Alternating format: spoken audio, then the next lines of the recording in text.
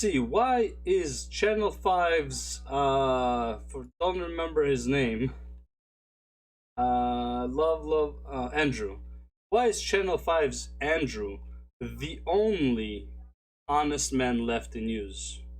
And this is by Colin and Samir, whoever that is. Breaking news this Whoever am I? Iranian government leaders say Yeah. News.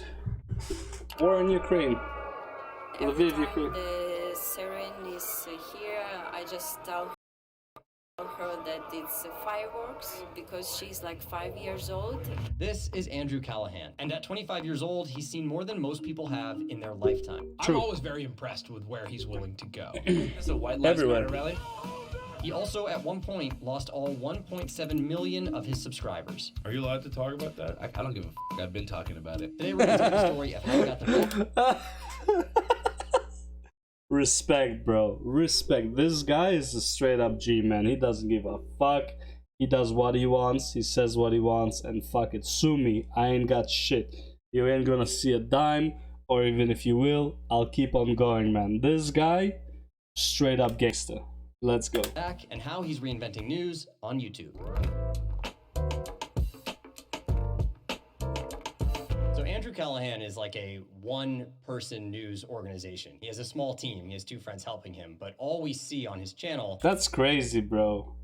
Just him, like, it's like him and the 2 boys just fucking going around the world doing news, bro. How crazy is that? It's basically him interviewing all types of people at some of America's craziest events. He's got a drink out of his shoe! He's dressed in like this oversized suit, which gives him this like funny anchorman kind of feel. And one of the most interesting things about I actually didn't realize. I thought it was like on purpose. I thought it was like he doesn't know his size, but I guess he's just on purpose. Yeah. barely speaks in his videos, and I think that's some of the most interesting parts of watching Channel 5. We're used to being told the news. You can hear the voices in your head of the anchors on CNN, on Fox, because they're speaking all day, 24 hours long. Yes, That's like streamers. how we are used to consuming the news. He flips it on its head and just holds the mic talk and says, What's on your mind? What's on your mind? What's on your mind tonight, bro? What's on your mind? What's on your mind right now? Andrew's biggest X factor is silence. It's the best storytelling tool that he has that we don't see in news. That's pretty cool. I don't know why they say crazy shit. I don't say anything. I just stand there with the microphone.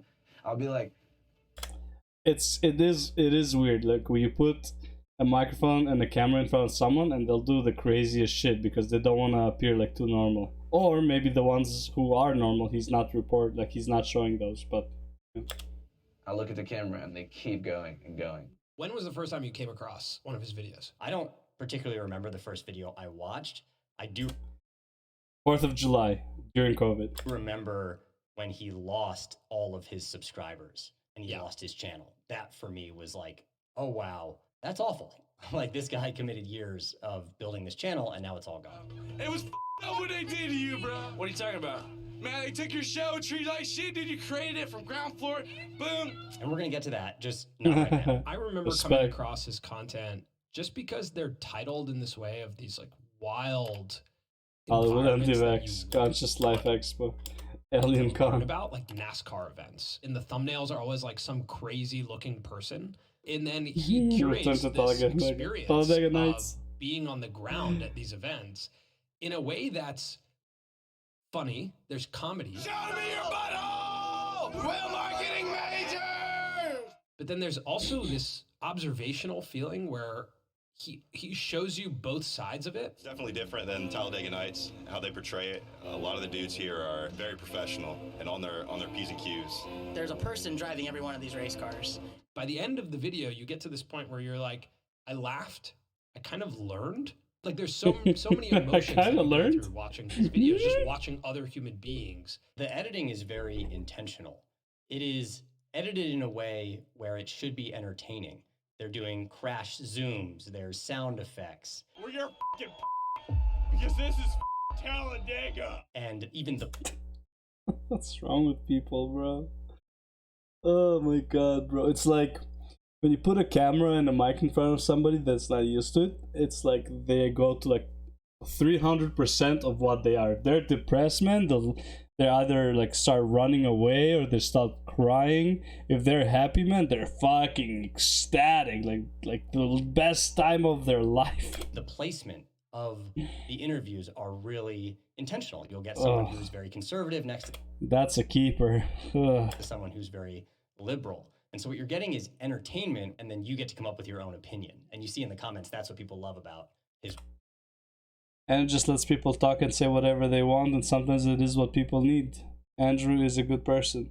Notice how Andrew barely spoke a sense this entire thing. He was giving them a platform for their voices to be heard. Whereas the news right now is opinion. Incredible journalism. Is it journalism though? And I think that's what people have been fed up with. I come for the. But is it journalism? Let's be real. He is selecting what content he puts on. Like it's like when he's interviewing a lot of people, he's not showing everyone he interviewed, just like the ones that like either have a certain flair, or some who have some who have like something actually like interesting to say. I'm sure like he's not filming all the people like no thank you kind of thing. The news, and all I'm getting is. And it's fine, obviously. It wouldn't be interesting if he did. I'm just saying, it's like, is it really honest? Like, with Andrew, he's showing us real life in a way that I can connect with. And a lot of news anchors are not doing that. They're treating it truly as that I agree with. He's showing like actual people. He's showing, you know, those people who like like you have the news anchor on like the street, and like people who jump in front of the camera and do stupid shit. He's interviewing those people. He's asking those people what's up. Those are the real people, right? It's like show business. The 24-hour news cycle since 9/11 is all about being like, gotta keep watching. Marxist like pickup TV, artist. like cliffhangers. Now, there's a really big lesson for all creators in how Andrew is creating his content, and that is show, don't tell. Buy an oversized large suit. That too. Like, this looks professional, doesn't it? Check it out. Flash. Show, don't tell suggests that Oh, okay. So there was a video he made about how he got this. Other than him standing in front of the camera and telling you about this event he's at, or telling you what happened there, he's just showing you. One video that really stuck out to me. This is true. From him. This is true. He does show stuff that happens there, and the people that are there. Probably not everyone. He's not showing like only he's not showing the normal people. He's obviously picking and choosing, but it's like he's picking and choosing the interesting stuff of like what actually happened there. It's like if people walk by, it's like, okay, yeah, cool, people walk by. But if there was a fight, he was right there recording the fight, saw how it started, everything. Is from the protests in Minneapolis after George Floyd was killed. Mm-hmm. This like visual of him on the ground with these people and the way they're talking to him. We tried peaceful protesting. We tried a different direction, and this was our last resort. Everyone feel like that. Everybody feel like that. That's all I gotta say. And you're getting a real pulse of what's going on the ground. The thing is, if he came from Fox or from CNN, he would get a very different reactions, because it's probably because he's an individual and he doesn't relate to any of the big techs that he's getting the reaction he is. It's like, it's a strength. Obviously it's also a weakness, but it's like, it is a strength. It is dangerous as fuck what he's doing when he goes to these riots, especially as a white dude. But respect, man. Like, he knows his strength. He's playing them really, really well. I love his content overall, and he is giving a pretty decent view of what's happening on the ground. Unlike when you have like the actual reporters just reporting, they're talking, and you have the background of what's going on, but you're not asking the people, you're not showing what the people are thinking, why they're doing what they're doing. There's even a moment in that episode where he's just walking through the store that was just burned and was looted. He doesn't say anything. He's just letting the camera walk through it and experience it. And in that moment, for me, I felt like, whoa, I'm actually getting placed in this environment. I'm actually getting a feel for what this is like. And he's not saying if he agrees with it or doesn't agree with it. There's actually He's just showing. a ton Yeah, of he's different just opinions showing. in that piece about what's going on. Fuck those other media outlets because they're gonna try to portray us in a bad light by only showing what's going on over here. This is the only way we are heard. This is the only way we are heard. It doesn't really make sense to me, to be honest. I think there's a right way to protest, and that's peacefully. Complete police reform. This is our future we stand up for. We making history right now. And in his videos, he sometimes will show the traditional news camera and how far they are from the actual people who are being talked about. Are you guys allowed to interview people? Yeah. Yeah, we are. Person? Yeah. Sorry, we're about to go on air here, so I gotta... That video too. Look how was far really he is, significant yeah. for him because up until that point, he had pretty much just done comedy videos. Yeah. Where he is wearing that oversized suit, which even that suit stands for the take that he has on journalism, that he's almost like poking fun at what traditional journalism looks Fair like. enough. That's With actually, yeah, a that good point. Protest video, he's wearing his normal clothing. If you ever see me with no suit on, with like this black sweatshirt like this, it means that I'm not there to make jokes. I want to be able to make actually comedic shit and then actually do real reporting at the same time. That is his attempt. That Respect. Yeah. Like, this is him himself, and the suit is like a persona for comedic relief. That's cool. was his attempt to start a serious dialogue.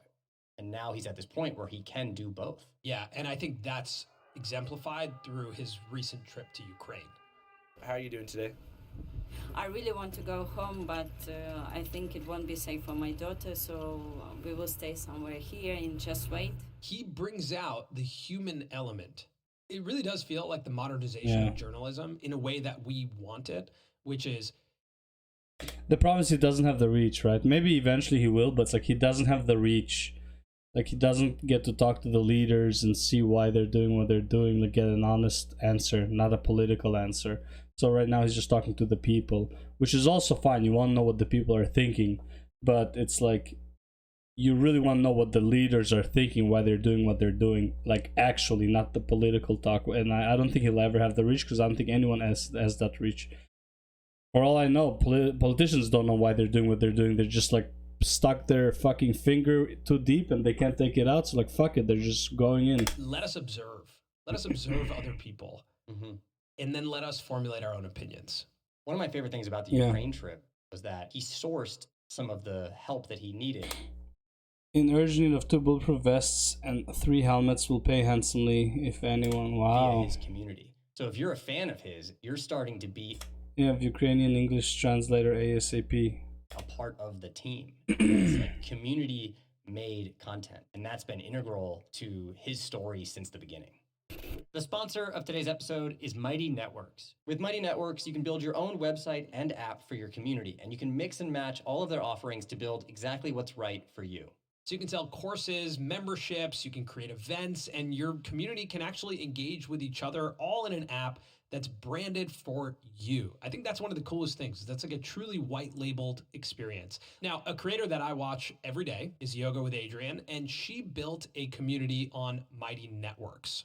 Now, this community has over 211,000 members, and she's building a sustainable business with her Find What Feels Good app. In a true community, community members are speaking with each other. And for Yoga with Adrian on her app, 99% of the content is generated by the community. This is truly the future of the creator economy, taking your community from environments like YouTube and Instagram and converting them into an environment that you own, allowing them to engage with each other and building a sustainable business for yourself. The fact that you as a creator on Mighty Networks can have an app on someone's home screen is incredible because that is so difficult to do. And it's very premium real estate to open up your phone and just go straight to your favorite creators community. And building an app on Mighty Networks is substantially easier than trying to build an app from scratch. So click the link in our description to sign up and check out Mighty Networks. If you've been thinking about starting a community, you should definitely look into Mighty Networks. They're leading the charge for the future of the creator economy. Now, Channel 5 is not his first go at this. So if you go back to the beginning, he is a journalism student at Loyola University in New Orleans, making like traditional news pieces. He decides to hitchhike across America. And he starts a zine. The first time I went hitchhiking, I was like 19, after my freshman year of college, and spent that entire summer with like a recorder at different bus stations and motels, just like talking to people, I guess on like the fringe of society, like real like road people. This is the story from my first ever ride hitchhiking that was mistaken for a male sex worker.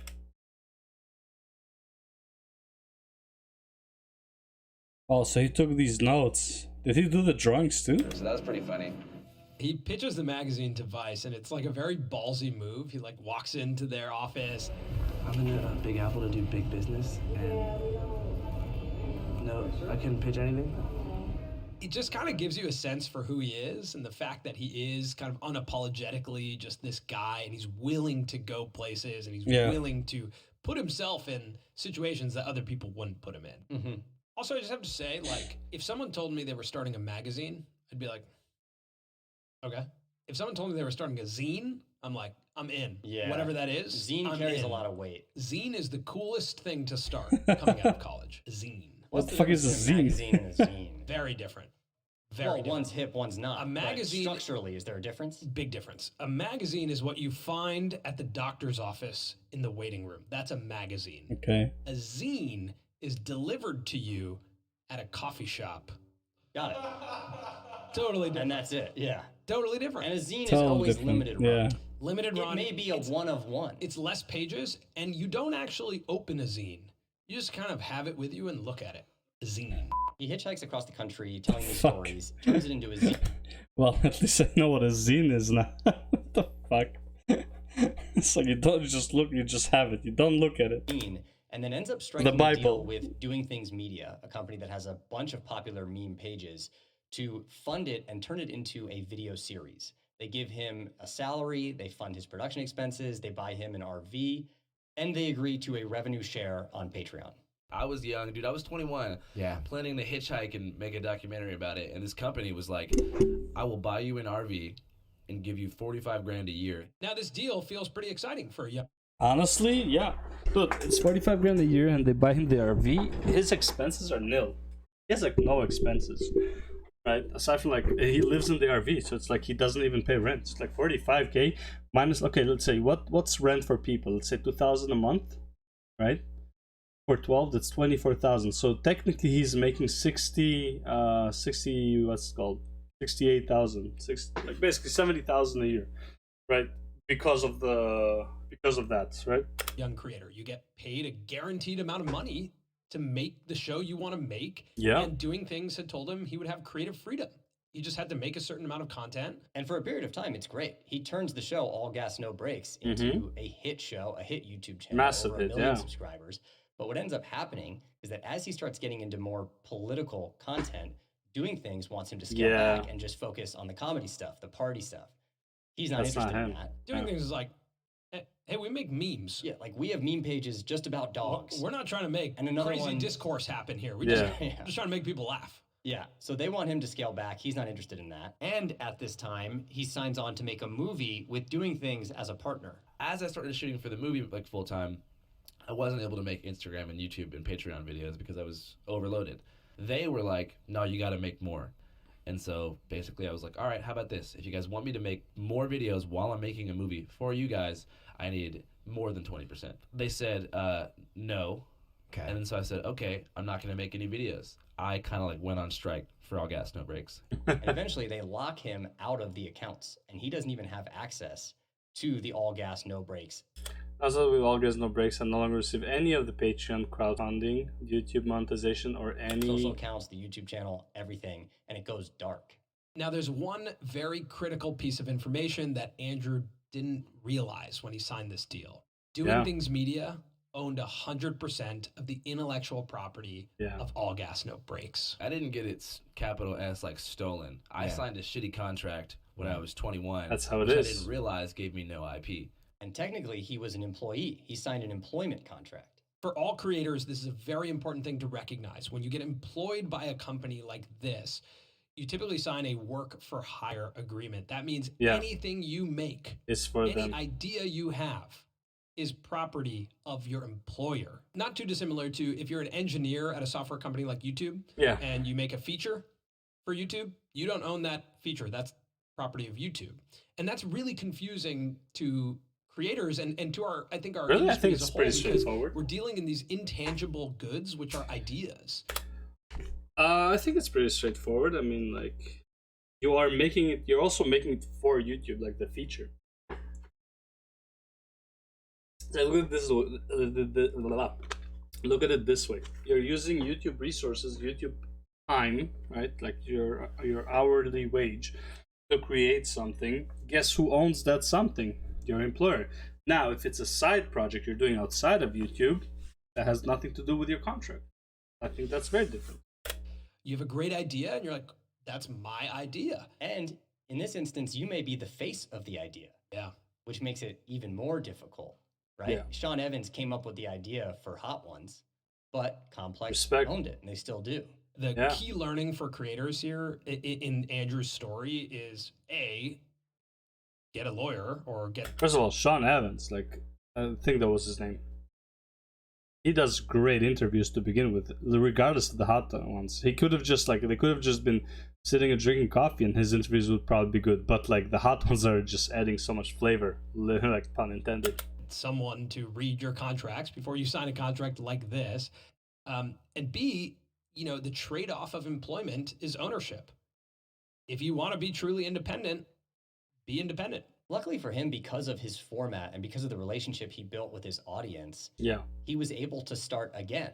All Gas No Breaks goes dark, and Andrew relaunches with Channel 5 and supported by Patreon and his community coming over and being like, yeah. It's a crazy time we live in when you think about it. It's like, just like being known can give you so much. Obviously he's doing work, don't get me wrong, and like he earned what he's doing, but like, at which point in time would this be possible, if not now, you know? No way would you be able to do it like 10 years ago, 20 years ago. 10 years ago maybe, but 20 years ago, fuck no. Right? It's like how much we moved from like conventional employment, right? We're with you. We're not with All Gas No Breaks. We're 100%, yeah. Those people, dude, you still out here doing it? Respect. All Gas No what? Channel 5, fool! And the fact that he built back to almost the same amount of subscribers within a year. Easily. Truly one of the most incredible things that's happened in media. But that's the thing, like that's the problem with how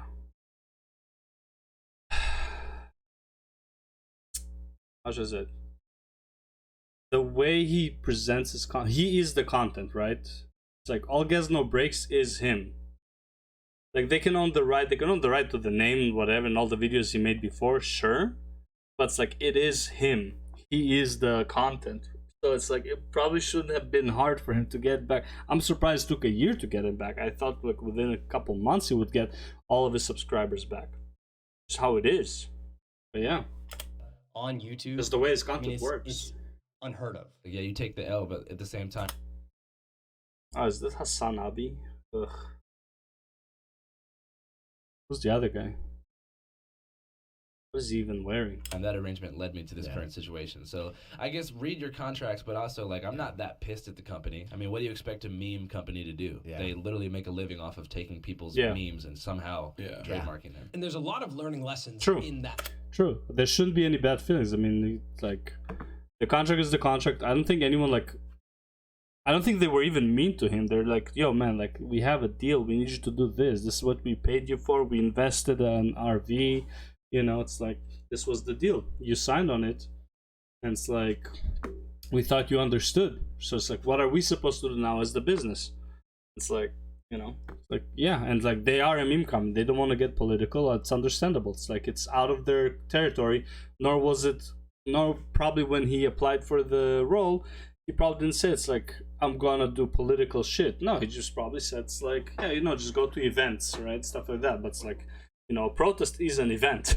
Story, but one of the primary ones is that people follow people. Yeah. That's a really important thing to learn for the whole industry, is that there's this whole thing in this line of like industry of like if you're selling a product, and this like in a lot of different communities. You have the pickup community that they do it. You have just the business communities and stuff like that. Well, community, right? Whatever. And they say it's like, get your 1,000 customers, get your loyal 1,000 customers that will follow you anywhere. and any venture you're gonna take on, they will switch with you and they would keep going with you, because then it's like you're good. You can always build a crowd here, and it's not like you abandoned the previous venture. You're just like, okay, this venture fulfilled its role. I plateaued. I don't want to go into it anymore. I'm gonna switch. But now, whatever you were making there, you're gonna make less. But 1,000 people of that crowd will move with you to the new venture, and you're gonna build your capital there until you're done. Then you go on to the next venture, and 1,000 people will follow you, and just keep having those 1,000 people. I'm sure it should be at some percentage, but they keep saying 1,000 people. And yeah, I get it, right? And with Andrew, it's 1 million people, you know? It's like I get everyone, well, 2 million, probably 1.7 million. You get everyone to follow him because the product was him, right? It's like he didn't change the product. He changed the name, really. But the product itself is him. So there's nothing really surprising about his newfound success. If anything, probably that controversial thing that happened with this company probably got him even more clients overall, like more viewers overall. Everyone went to follow Andrew. When we talk about the news industry, of course, there's these big networks, but it's actually... It's like, okay, imagine like Nike comes out with shoes that everyone loves, and then Adidas buys those shoes rights from them. You think people care if it's Adidas or Nike? They care about the shoe. Right? It's like, I like this fucking shoe, and they buy the shoe again, right? A lot of the hosts that we're engaging with on those networks, and then you take it a step further when it went to YouTube and social, where right now, the way I understand the news is through a mix of Andrew Callahan, Johnny Harris, Cleo Abram. Like, these are individual people that we're learning the news from, not networks. And that is what... Because the networks are propaganda. Be it Fox, be it NBC, be it I don't know, CNN, be it MSNBC. It's like they're all propaganda for whatever party they're on. Let alone they're all owned technically by the same people, so it doesn't even matter what their propaganda is, right? It's like at the end of the day, you won't even know. It's like be worried at the day when CNN and Fox are reporting the same thing with the same fervor, and then probably look at what's happening on the other side of it. Let's say if CNN and Fox News reported on, let's say, the riots, like the Summer of Love, whatever they want to call it, I don't know, the BLM riots with like worth $3 billion or $4 billion in damages or whatever. I don't know. I don't even know the number. 2 billion was like the early estimate. I think it's 4 billion now. Either way, if they both reported the same way, I would say if they both reported in the way that's like the rioters are evil and stuff like that, I would more likely believe that someone from that either there are bad actors in the riot who caused the damage, or that there's a very serious reason why they're doing it. If both CNN and Fox have the same exact point of view, you should be very worried and look at it from the opposite angle rather than their angle, because that like, considering they're both like they're both so antagonistic to each other, and they usually have almost completely opposite views on one subject. When their views align, I would strongly suggest look at it from the other angle. That's all I can say about that.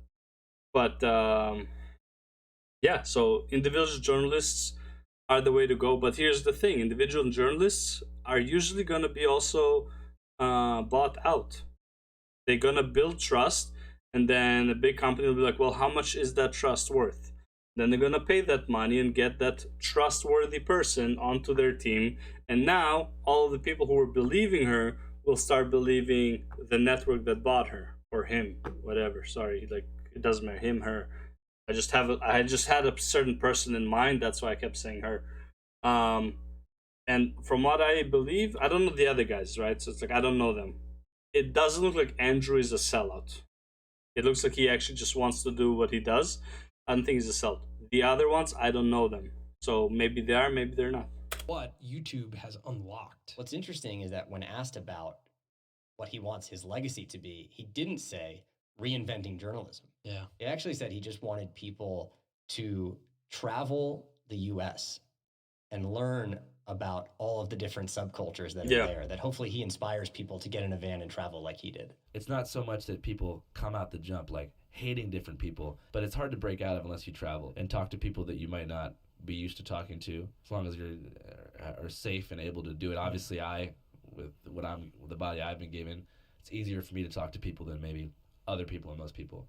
But I would just encourage. I appreciate your careful language. Which is true. Yeah. I mean, I'm not telling everyone, plunge into the heart of Alabama. F it. You know, I'm just saying, even if you are very politically minded, get to know your enemy a little bit. And just travel the country before you go internationally. Yeah. I love that it looks like he's staring at Hassan as he says it. And Hassan's like, yeah, fuck those people. I don't want to get to know my enemy. That's the main thing. All right, so that's the story of Andrew Callahan and why we think he's such a profound creator here on YouTube. Make sure to check out Mighty Networks. The link is in the description. Community is one of the most important things that a creator can have. We want to be building this show with you, so drop someone in the comments, a creator that you think we should profile. All right, see ya. That's a good video. I actually didn't know that much about Andrew. The first time I saw him was the July 4th, I believe, like the Independence Day or whatever during COVID. That's when I heard about it. I didn't know he had that much history. But yeah, overall, I love his content. I love how he presents whatever it is he's presenting. And it's usually very funny. And even when he's like serious, like in his hoodie and like he's serious, it is... Well, depends on the subject, obviously. Like, it can be a serious subject, but I'm sure some people can find humor even in the direst of subjects, right? So even in those ones, it's still interesting to watch and still entertaining. Not necessarily on the same level as like the funny videos where he's like satirical about journalism. But yeah, honestly, dude, I wish I was half as passionate as him about anything. Mad respect to the guy. 21, just went on his own, fucking travel the country and report shit and like make notes and like make the zine or whatever it was called. That's fucking cool.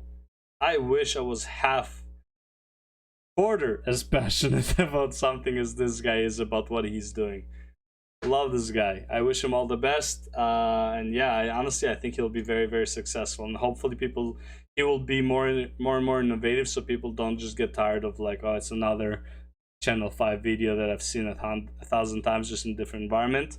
I hope it gets, he finds more and more stuff that will appeal to people. Yeah, I wish him all the success. And and also, I'll try to react to it. So, the more content you make, the more content I make. Anyways, thanks for watching.